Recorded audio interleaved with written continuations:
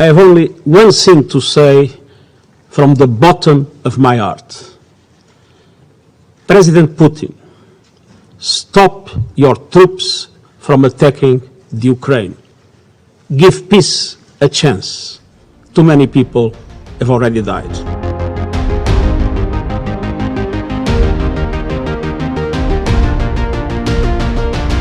Well, that's Antonio Guterres, UN Secretary General. The United Nations is a multilateral international organization founded in 1945 after the Second World War by 51 countries committed to maintaining international peace and security, developing friendly relations among nations, and of course promoting social progress, better living standards, and human rights. Right now there are 193 member states, with South Sudan as the most recent on the list. But the biggest question here is, has the UN served its purpose? Has it achieved its objectives? Well, this question has a wide range of different answers depending on the angles one looks at it. So for us to have those different perspectives, I got in touch with a couple of young people to tell us their own understandings of the UN. And to begin with, Muhammad Abdusalam Yakase, one of our youngest diplomatic commentators, says, "To me, the UN is yet to achieve its mandate, for it has failed to prevent many conflicts and wars, even among the member states. And despite being involved in many peacekeeping missions in different countries in the world, that has not been enough to curb the conflicts and humanitarian crises in most parts of the world."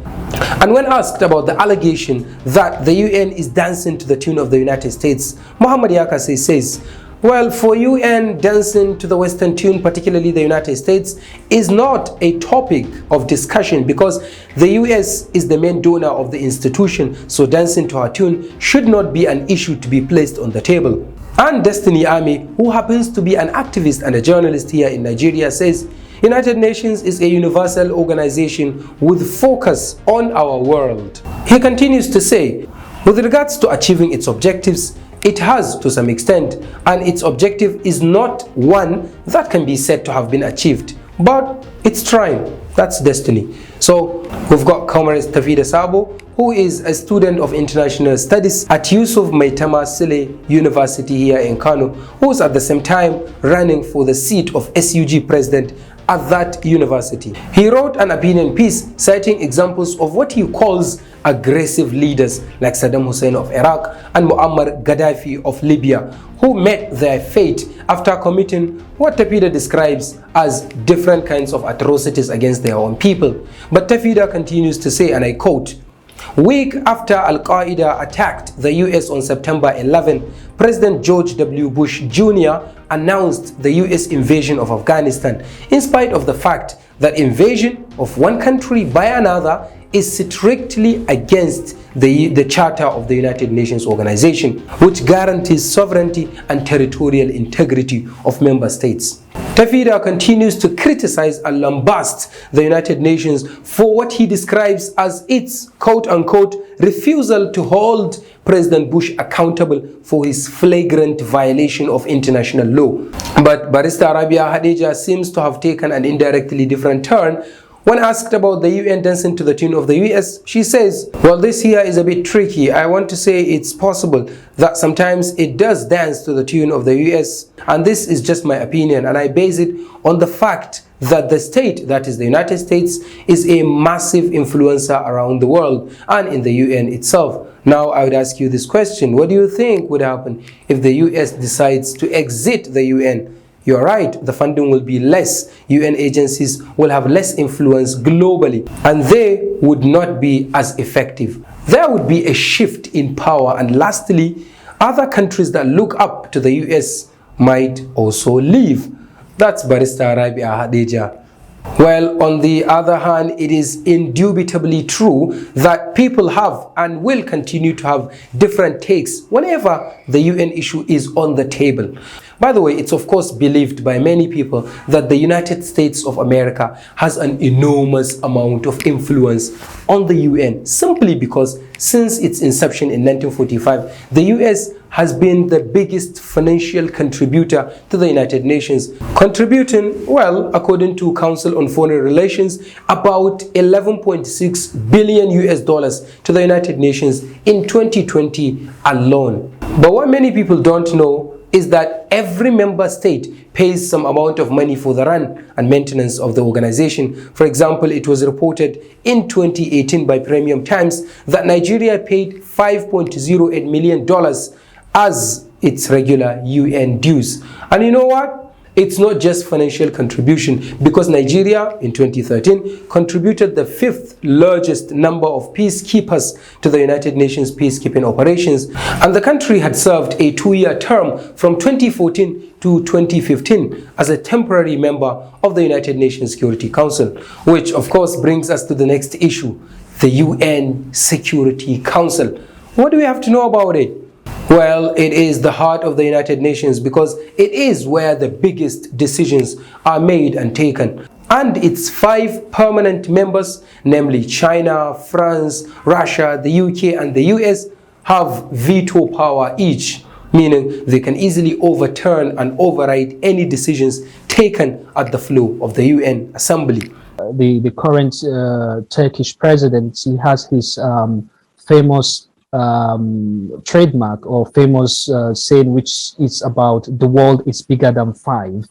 Yes, the world is bigger than 5.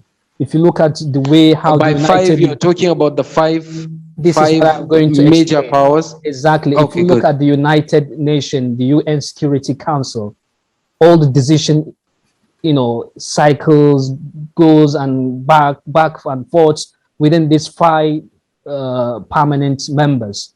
So the world is bigger than these 5 countries, and it's bigger than these 5 countries. You cannot say all the global challenges happening will be decided, the solution will be decided by these 5 nations. And unfortunately, we've seen time and again how the United Nations is failing many countries, can't solve many challenges happening in the world today.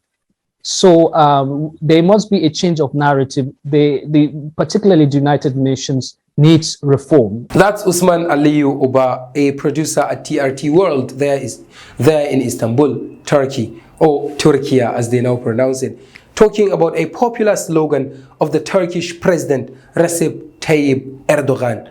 And of course, it sounds a bit critical of the current status quo. But before we talk about whether or not veto power is unfair, let's now take a look at its meaning first.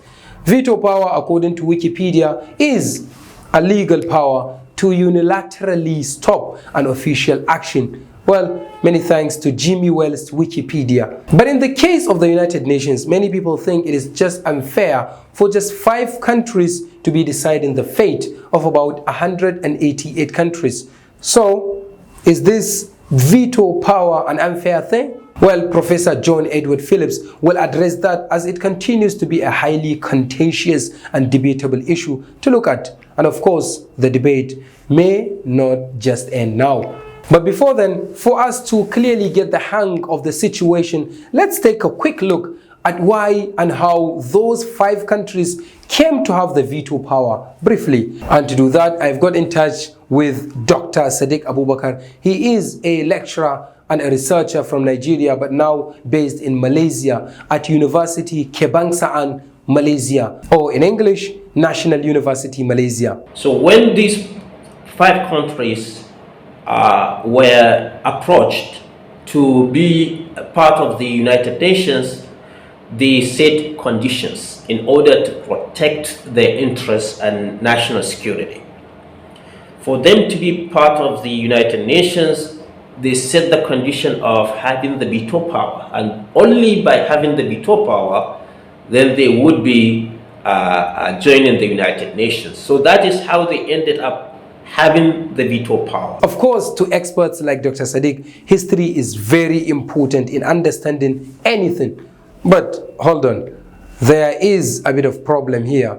What is it? For us to understand the veto power, we need to start from there. And that is how those 5 countries, those 5 member countries of the Security Council ended up with the veto power, even though other countries today are challenging that power and they are calling for a reform of the United Nations. And when asked whether an African country deserves to be given a permanent seat at the UN Security Council, Dr. Sadiq has this to say, but it may not please some of us, even though it's the fact. So whether African countries deserve to be given a permanent seat, I feel like this is a question, or this is an issue that before we start thinking along those lines, we need to first focus on increasing our economic strength and solving our issues ourselves, and be more independent rather than being dependent on others. Well, most of us that took the theories of international relations at university as a course can very much vividly remember the theory of realism. You know that saying that goes, the international system is anarchic in nature? Well, Dr. Sadiq Abubakar also has something to say here while justifying that Africa is not ready to have the veto power yet. In the international politics, in the international system, nobody gives anybody anything, or no country will give any other country anything. The international system is anarchic in nature. That means there is no world government, and nobody will say that, okay, you deserve this, so you take it. If you feel that like you deserve, you deserve something. Thank you very much indeed, Dr. Sadiq Abubakar, for your insights into this matter.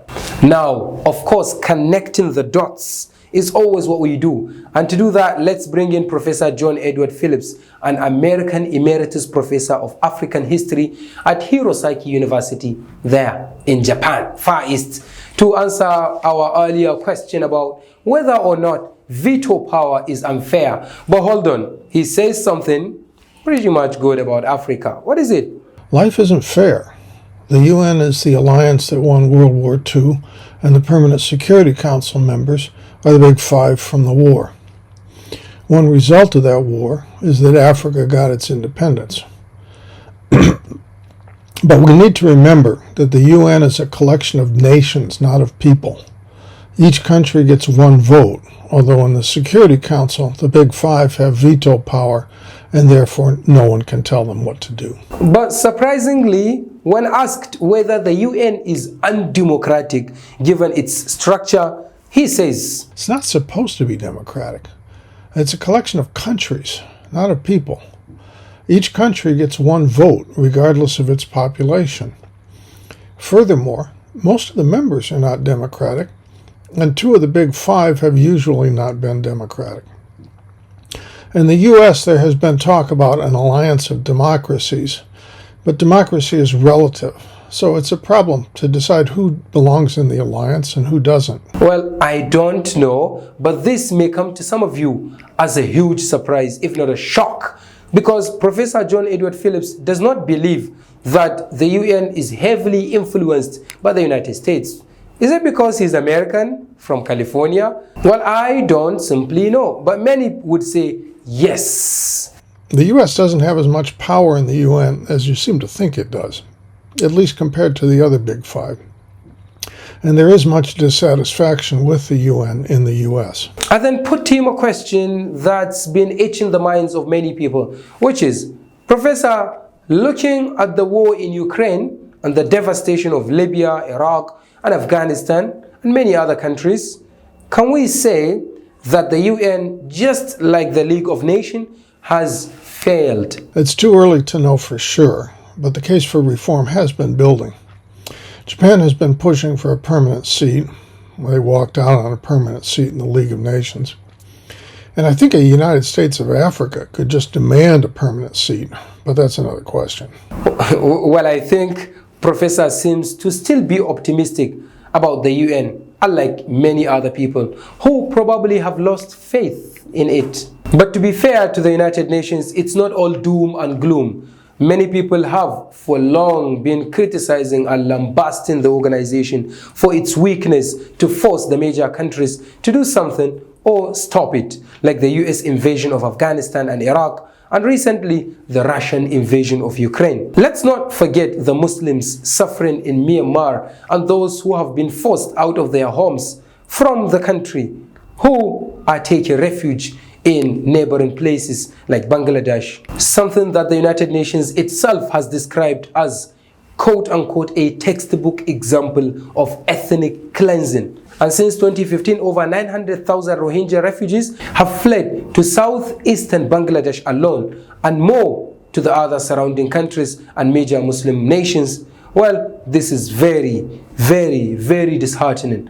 But one thing that we don't know for sure about the United Nations is that the UN is not a world government that can enforce laws on the world. Professor Kamil Sanfage, one of the leading experts of political science and international relations here in Nigeria, confirms this to me when I hosted him on my then radio show, Global Arena, and in fact, the very first episode of the show on October the 6th, 2019. Professor Kamil Sanfage says, what I want our listeners to understand is that the United Nations is not a world government. Yes.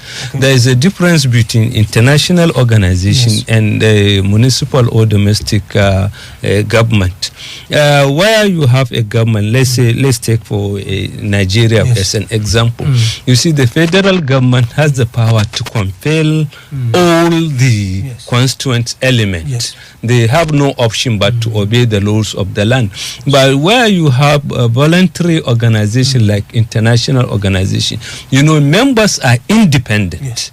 But when asked whether or not the UN is a toothless organization, meaning it's very weak and does not have an active power, Professor Kamil Sanfage says, no, it's not. You see, it's just a misunderstanding. It's a misnomer. You see, United Nations, like I said, is not a world government. Had it is a world government, then you can hold it accountable or responsible for failing to do that. But since it is a voluntary organization, today, for example, if Nigeria decides it can withdraw out of the United Nations, nobody will compel Nigeria to remain there. But can Kano State say it will withdraw from Nigeria? It cannot. So this is the difference. That's Professor Kamil Sanfage. Thank you very much indeed, sir, for your analysis. Another thing we don't seem to pay attention to is the enormous contribution given by the UN agencies like the World Health Organization, UNICEF, UNESCO, and so on. Again, Professor John Edward Phillips has something to say here while tackling the issue of replacing the United Nations with a better organization. What could we replace the UN with? It has helped us avoid World War III, successfully decolonize, and do many of the other things the UN was set up to do. Furthermore, there are all the UN agencies like UNESCO, UNICEF, and others.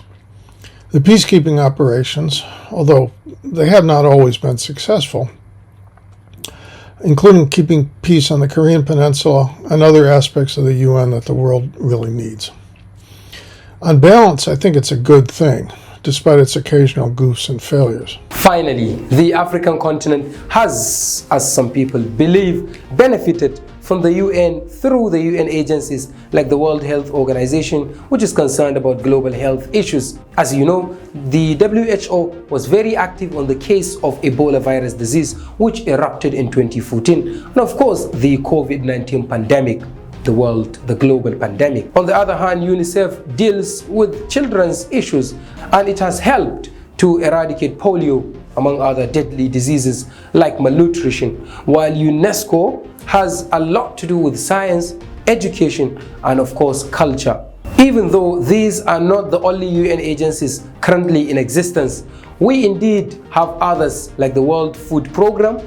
We've got the IAEA, the International Atomic Energy Agency, which helps control nuclear proliferation, the FAO, the Food and Agricultural Organization, and the rest of them. It is without an iota of doubt that the Africans will never forget about producing a two-term, fully revered Secretary General. And who's that? Don't you know him? He is the one and only, or he was the one and only Kofi Annan from Ghana in West Africa. And maybe those anti-UN looking at not only Kofi Annan, but also Ban Ki-moon, Antonio Guterres, among others, can agree that the UN is not completely undemocratic. There is a bit of democracy there. And as Professor John Edward Phillips put it earlier, most of the African countries got their independence after the UN was formed. So is that a win for the Africans? Are the African countries really independent practically? Well, that's a topic for another day. And one very question whose answer I haven't been able to find yet is that, was the United Nations deliberately created not as a world government but just as a quote-unquote voluntary organization? If you have the answer, please drop it in the comment section or reach out to me via my email umarissadandago12@gmail.com, as you can see on the screen. Plus, if you have any contribution, feel free to contact me. Again, if you also want to connect us with any analysts, including those international celebrities, I'm looking forward to it, please. This explainer has been heavily funded by Dr. SANI ABBA DANDAGO, one of the world's top 2% scientists. Many thanks indeed, sir, for your enormous support. May Allah continue to bless you. On behalf of everyone who has contributed to the production of this program, especially our experts and the sources from which we've got our information, I will not forget my producer, Muhammad Bello Dabai. The cameraman is Abbas Abdurrahman Meagogo, popularly known as Mr. Gweni. Many thanks indeed to Zainab Abdurrahman Meagogo, the CEO of White Blood Multimedia and the producer of White Blood Panorama, for allowing us to record here inside the White Blood Multimedia's very nice, very beautiful studio. Shamsuddin Abdullahi is the video editor, and hey, reach out to him if you want his work. My name is Umar Issa Dandago, aka Mr. Omer Nazehera, saying goodbye, see you soon. Assalamu alaikum wa rahmatullahi wa barakatuh. Bisalam. Fi amanillah.